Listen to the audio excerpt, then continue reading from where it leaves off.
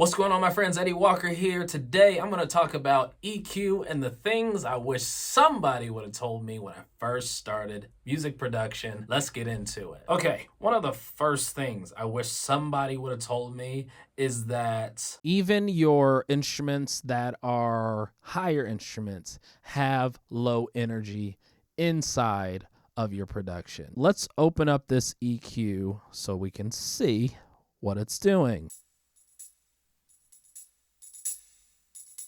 So you see all this low energy here. Imagine if you had 20 of these. I don't know why you would have 20 tambourines in a production. That's neither here nor there. While these aren't very loud, if you add together 20 of these and the low energy that it's having, that's going to create a lot of buildup in your production. If that instrument does not need the low frequencies, you need to get rid of them. So what you're going to do is, I like to use I always confuse these. Low pass. This is a high pass filter. Why is this called a high pass filter? Because it's letting the highs pass through. The opposite would be a low pass filter because it's letting the lows pass through. That looks like this. See, low frequencies, these are passing through.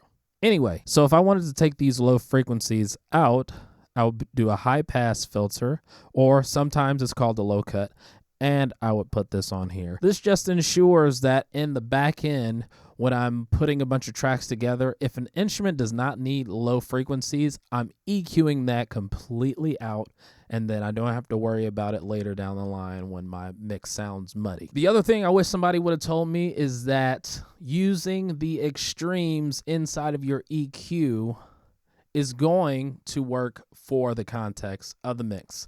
What do I mean by that? I have this pad in this track, and the EQ is not something you would traditionally do. I have a lot of the highs cut off. I have a specific peak notched out here, some notches here, a shelf here. Now, grand scheme of things, this isn't something I would normally do, but for this particular pad, there's a lot of things happening inside of this pad that I don't want to interfere with the rest of the mix. I already have a bunch of low frequencies that are being covered by my basses and other low instruments, and I don't want this to be so out front. I don't need any of the highs. I just need these particular sonics for this pad. I just needed to cover that. EQing to make something sound good in the mix is going to be a lot different than EQing to make something sound good by itself. If you're mixing with a bunch of different things, you want to know what it sounds like in the context of the mix. Not by itself, in the context of the mix. Unless, of course, you're making something that's by itself. Then, EQ it for it being by itself. Another thing I wish someone would have told me is that a wide band on your EQ is going to up the volume of a particular set of frequencies, while narrow bands are going to give you more of a tonal change inside of your EQ. Here's this subsonic boom, sub-kick boomer. There it is. Here's what it sounds like with the EQ that I have on it. Now, if I wanted to bring up the frequencies of that boom, I could take something like a shelf and raise it up.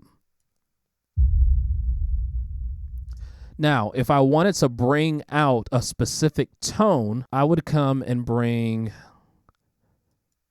and filter like this, and I would narrow the Q, and I'd find.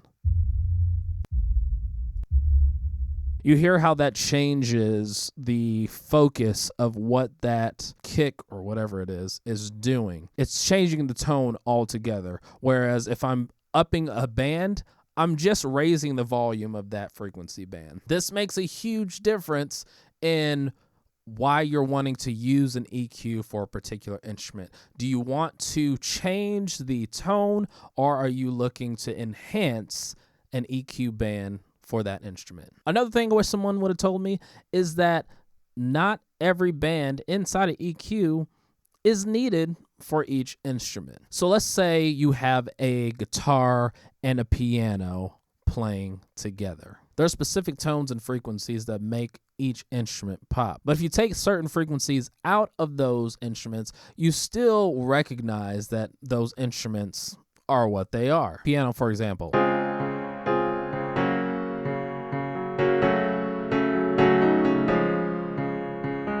Now, if I have a bass and I have a guitar and I have drums on top of this, now if I have bass, guitar, and drums playing along with this, there's going to be a point inside of my EQ that I'm going to try to figure out how much of this EQ can I take away and sacrifice and still keep the sound of the piano true in a mix. If we were to just do it in the context of just this piano, let's take out lows and see how much we would be able to take out just in the lows and still keep the integrity of this part.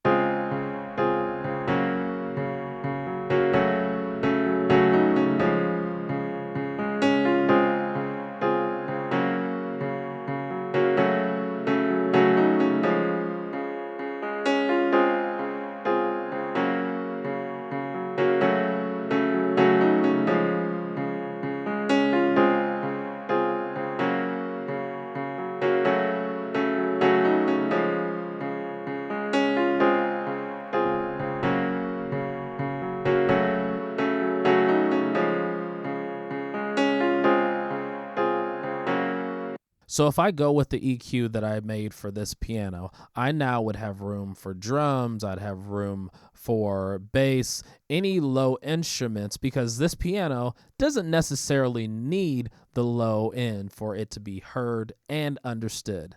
Again, in the context of a mix. Another thing that I wish someone would have told me is that extreme EQs are okay in the context of the mix. I think there's like a running theme for this video. Anyway, there may be times where your EQ looks like this. Now, when I first started getting into music production and mixing and things of that nature, it was kind of taught and spoke about, making subtle changes. It takes subtle changes. All it takes is subtle changes. And it's like, well, yeah, it takes subtle changes if everything was perfect from the recording process, but a lot of times, and especially when you first get started, that's probably not going to be the case. So you have to do what is needed for that instrument and for that particular mix. You're going to have, EQs that are going to have 12, 10, 15 dB of boost or cut. But if that's what it needs to work in the mix, do that. All right, my friends, that's enough for me today, but hopefully you learned something about EQ, and hopefully I've helped you avoid all the pitfalls about EQ that I most likely have had in my journey through music production. Please make sure you like, share, and subscribe. And as always, stay inspired, stay motivated, and keep on creating. We'll see you guys next time.